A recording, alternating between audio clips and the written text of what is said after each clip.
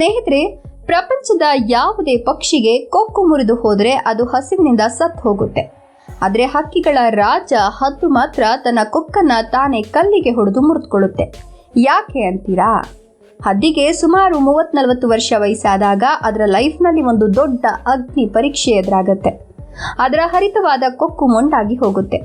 ರೆಕ್ಕೆಗಳು ಭಾರವಾಗಿ ದೇಹ ಕಂಡುಕೊಳ್ತವೆ. ಏನೋ ಅದಕ್ಕೆ ಹಾರೋಕ್ಕಾಗಲ್ಲ, ಬೇಟೆ ಆಡೋಕ್ಕಾಗಲ್ಲ. ಅದರ ಮುಂದೆ ಎರಡೇ ದಾರಿ ಇರುತ್ತೆ. ಒಂದು ಸುಮ್ಮನೆ ಸಾಯೋದು, ಇಲ್ಲ ಕಷ್ಟಪಟ್ಟು ಮರುಹುಟ್ಟು ಪಡೆಯೋದು.